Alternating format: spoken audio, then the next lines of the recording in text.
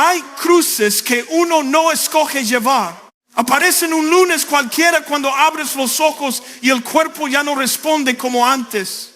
Aparecen en una llamada que no esperabas.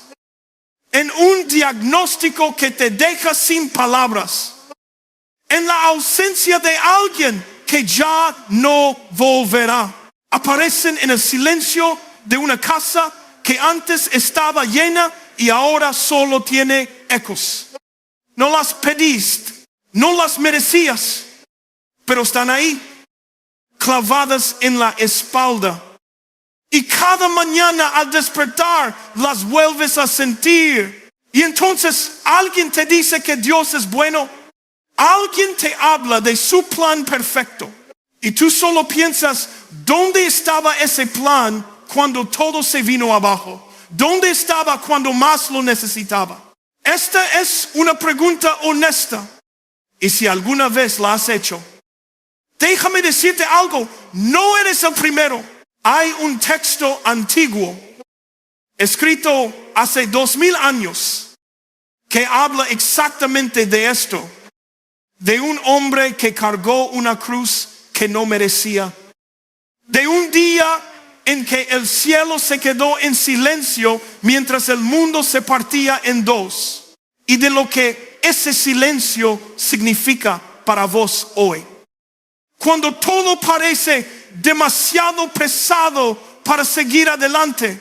Mateo capítulo 27, versículos 32 al 44. No es poesía. Es un relato forense de la peor muerte que un ser humano puede sufrir. Y está ahí, en medio de la Biblia. No para decorar una pared, sino para responderte esa pregunta que llevas dentro y que tal vez nunca has formulado en voz alta. Cuando sacaron a Jesús de aquel tribunal improvisado, después de 6 juicios ilegales en una noche sin dormir, después de haber sido golpeado hasta quedar irreconocible, lo obligaron a cargar una viga de madera hacia un lugar llamado Gólgota, el lugar de la calavera. Un montículo pequeño a las afueras de Jerusalén donde Roma ejecutaba a los criminales más peligrosos. No en privado, en público, para que todos vieran lo que le pasaba a quien desafiara el orden imperial. Jesús salió cargando esa viga él solo al principio, pero el cuerpo no aguantó. Había perdido demasiada sangre. La espalda estaba abierta en carne viva. Los huesos asomaban entre los desgarros de la piel. Y en algún punto del camino, las piernas dejaron de responder. Los soldados romanos miraron alrededor buscando a alguien que les resolviera el problema. No por compasión, porque necesitaban que el condenado llegara vivo al lugar de la ejecución para que muriera allí y no en el camino. Vieron a un hombre entre la multitud, Simón de Cirene, una colonia griega en el norte de África. Un hombre que probablemente había venido a Jerusalén por la Pascua y que esa mañana salió de su casa sin imaginar que su vida estaba a punto de cambiar para siempre. Lo obligaron, no se ofreció, lo obligaron a cargar la cruz de otro. Y aquí hay algo que no puedes pasar por alto. Nadie llega al final del camino solo. Nadie.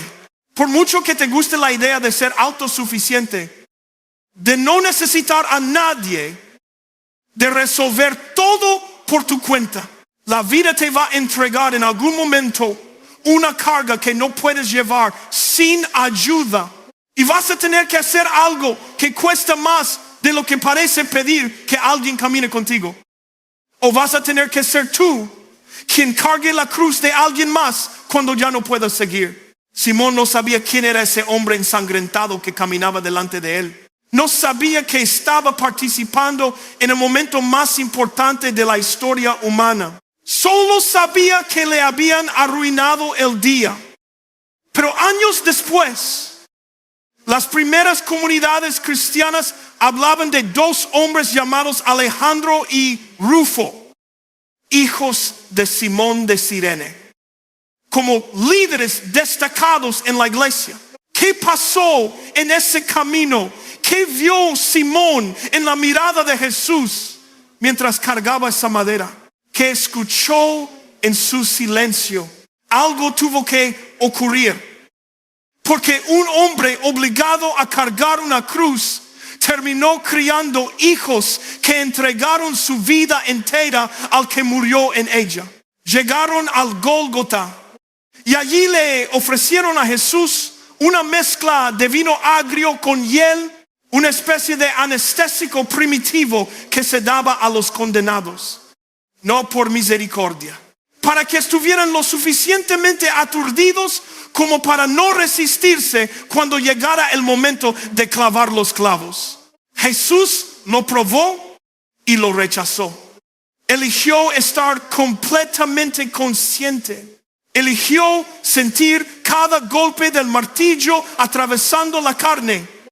Eligió no huir del dolor que venía, porque sabía que si se dormía en ese momento, si se evadía, aunque fuera un segundo, no podría completar lo que había venido a hacer.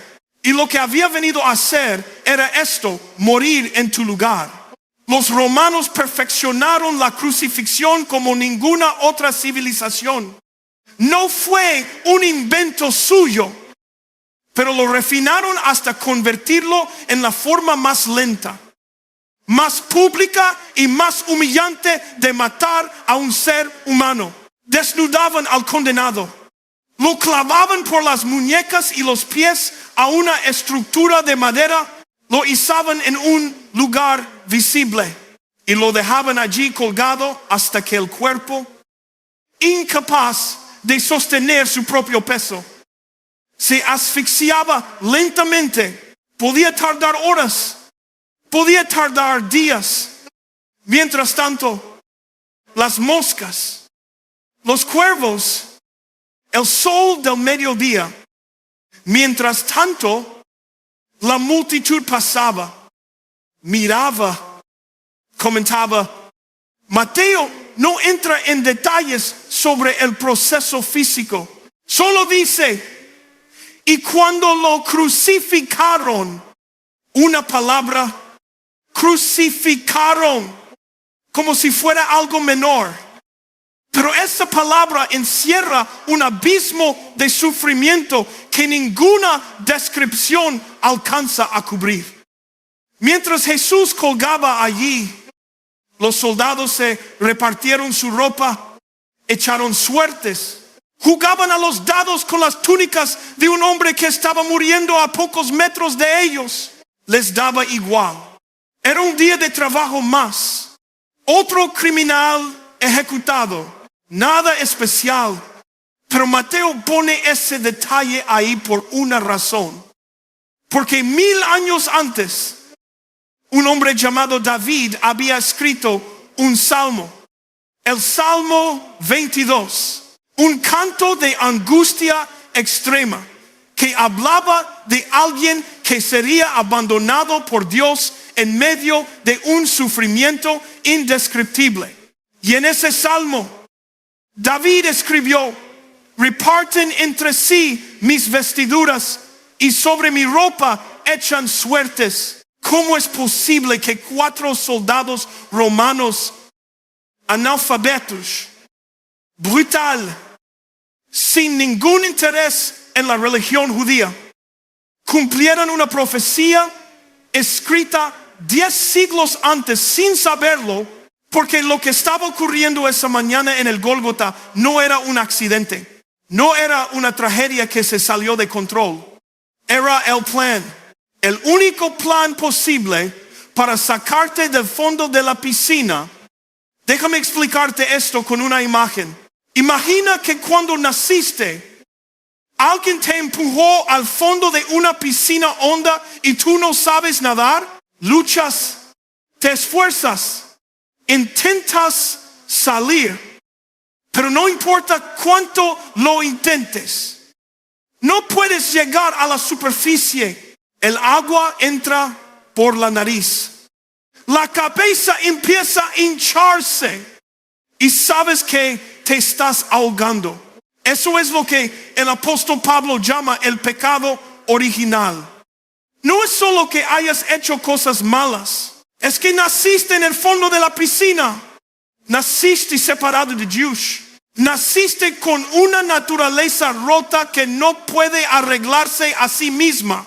Y por mucho que te esfuerces en ser bueno, en hacer lo correcto, en construir una vida digna, no puedes salvarte solo. El problema no es que no lo intentes. El problema es que no puedes, y la justicia de Dios es absoluta. No negocia. No hace excepciones. El pecado debe ser pagado y el pago que exige es sangre. No porque Dios sea cruel, sino porque Dios es santo. Y la santidad no puede coexistir con el pecado sin que haya una reparación. Durante siglos, en el Antiguo Testamento, los judíos sacrificaban animales, corderos, cabras, bueyes, una y otra vez. Cada vez que pecaban, derramaban sangre. No porque los animales tuvieran poder para borrar el pecado, sino porque esos sacrificios eran una señal, apuntaban hacia adelante, hacia un cordero definitivo que vendría en el futuro y cuya sangre sí podría pagar la deuda completa. Ese cordero era Jesús. Y cuando lo clavaron en esa cruz, cuando su sangre empezó a caer sobre la tierra seca del Gólgota, lo que estaba ocurriendo no era solo una ejecución injusta, era el momento en que Dios mismo pagaba la cuenta que nosotros habíamos generado. Dios tomó un cuerpo, se hizo hombre y usó ese cuerpo para absorber el castigo que te correspondía a ti. Pusieron un letrero sobre su cabeza. Decía, este es Jesús, el rey de los judíos. Era una burla. Pilato lo escribió para humillar a los líderes religiosos que lo habían presionado para crucificar a Jesús. Pero sin saberlo, Pilato estaba escribiendo la verdad más grande que jamás se haya escrito. Porque ese hombre colgado en el madero sí era el rey. No solo de los judíos, de todo. A su derecha y a su izquierda colgaban dos ladrones. Roma los puso allí a propósito para que Jesús quedara en el medio como si fuera el peor de los tres. Pero había un detalle que todos pasaban por alto. Uno de esos lugares le correspondía a otro hombre, Barrabás, un asesino, un revolucionario violento, un criminal de verdad. La multitud había elegido liberarlo a él y crucificar a Jesús en su lugar. Barrabás despertó esa mañana en una celda esperando morir. Y terminó el día caminando libre por las calles de Jerusalén mientras otro hombre ocupaba su cruz. Eso es exactamente lo que Jesús hizo por vos. Vos eres Barrabás, yo era Barrabás. Merecíamos el castigo, merecíamos la separación eterna de Dios. Pero Jesús tomó nuestro lugar. Murió la muerte que nosotros debíamos morir para que nosotros pudiéramos vivir la vida que solo Él merecía vivir. Mientras colgaba allí, la gente pasaba y lo insultaba, movían la cabeza con desprecio, gritaban, si eres el Hijo de Dios, bájate de esa cruz, sálvate a ti mismo. Los líderes religiosos se burlaban. Salvó a otros, pero no puede salvarse a sí mismo. Y tenían razón. no podía salvarse a sí mismo. Porque si se salvaba a sí mismo, no podía salvarte a ti. Era uno o el otro, no los dos. Los clavos no lo mantuvieron fijo en esa cruz. El amor lo mantuvo ahí. Podría haber bajado en cualquier momento. Podría haber llamado a 12 legiones de ángeles para que lo rescataran. Pero no lo hizo. Porque si bajaba, vos te quedabas en el fondo de la piscina y Él no vino para salvarse. Vino para salvarte. Uno de los ladrones que colgaba a su lado, entre convulsiones de dolor, entre bocanadas de aire cada vez más escasas, giró la cabeza y miró a Jesús. Y algo en esa mirada lo rompió por dentro. Mientras su compañero del otro lado seguía insultando a Jesús, pidiéndole que los salvara a los tres, este hombre dijo algo diferente. Dijo: Jesús, acuérdate de mí cuando vengas en tu reino. No hizo una oración teológicamente perfecta. No prometió ir a la iglesia todos los domingos. No dijo que iba a cambiar de vida, porque ya no tenía vida por delante. Le quedaban minutos, tal vez horas. Solo hizo una cosa. Reconoció quién era Jesús y le pidió que no lo olvidara. Y Jesús, con la voz quebrada por el dolor, giró la cabeza hacia él y le dijo: hoy estarás conmigo en el paraíso. Ese hombre murió unas horas después y despertó en la presencia de Dios, no porque lo mereciera, no porque hubiera vivido una vida ejemplar, sino porque en su último aliento confió en que Jesús podía salvarlo. Y si Jesús pudo salvar a ese hombre en su peor momento, puede salvarte a ti en el tuyo. Ahora déjame hablarte directamente. Si estás escuchando esto y ya has entregado tu vida a Jesús, si ya te has puesto de rodillas y has reconocido que Él murió en tu lugar, tengo una pregunta para vos. ¿Cómo es posible que sepas lo que Jesús hizo por ti y vivas como si no hubiera pasado nada?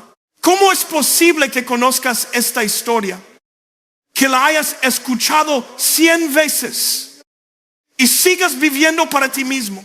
¿Cómo es posible que sigas guardando rencor contra alguien que te hirió hace años cuando Jesús te perdonó una deuda infinita? ¿Cómo es posible que sigas eligiendo la comodidad, el aislamiento, la tibieza, cuando ese hombre fue destrozado para darte vida? La única respuesta correcta a la cruz no es una emoción pasajera un domingo por la mañana. Es una vida entera rendida. Es levantarte cada día y decir: Señor, mi vida ya no me pertenece. Me compraste con tu sangre. Hoy vivo para ti.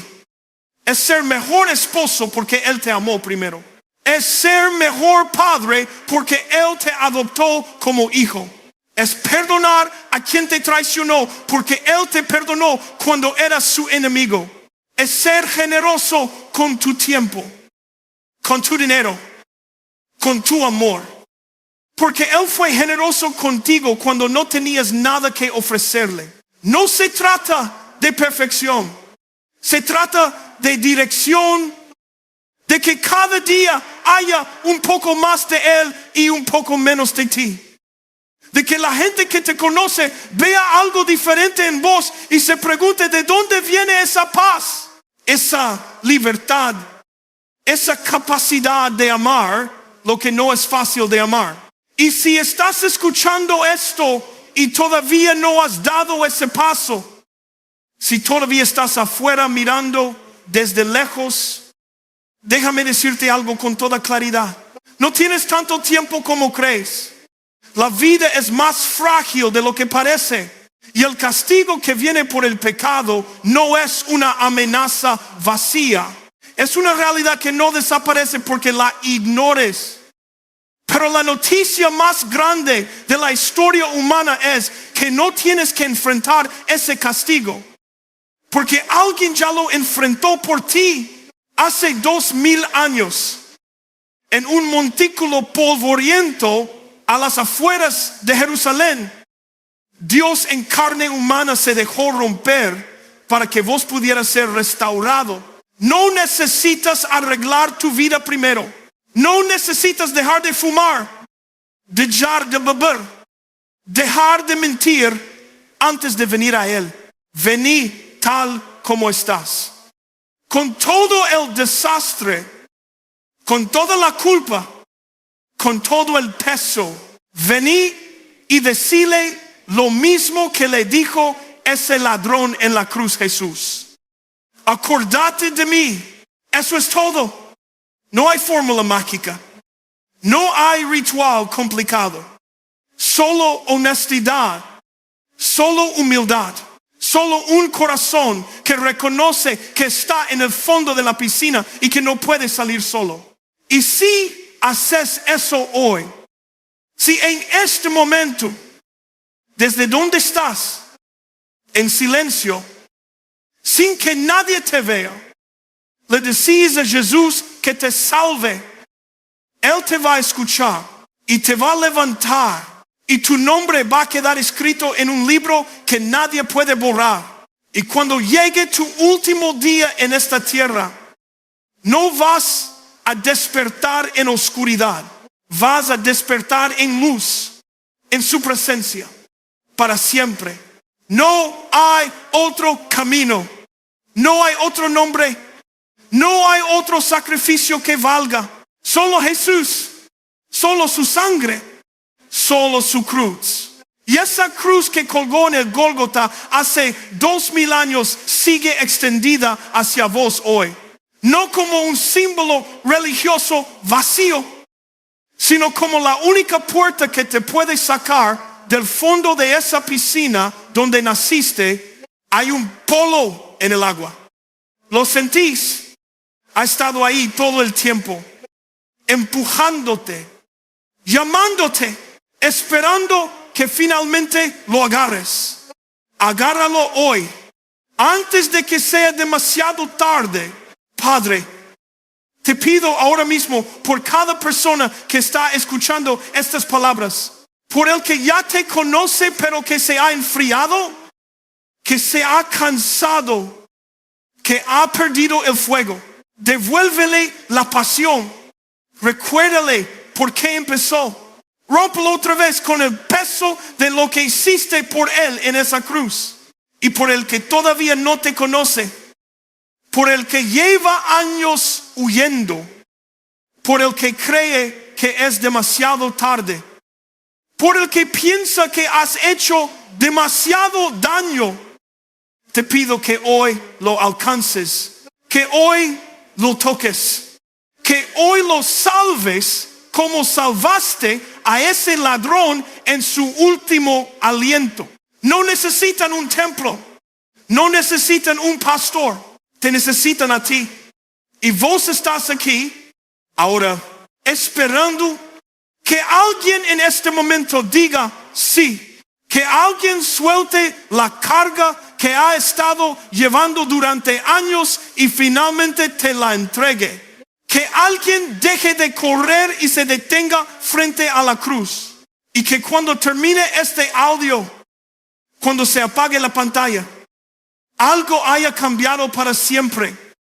En el nombre de Jesús, el que fue crucificado para que nosotros pudiéramos vivir. Amén.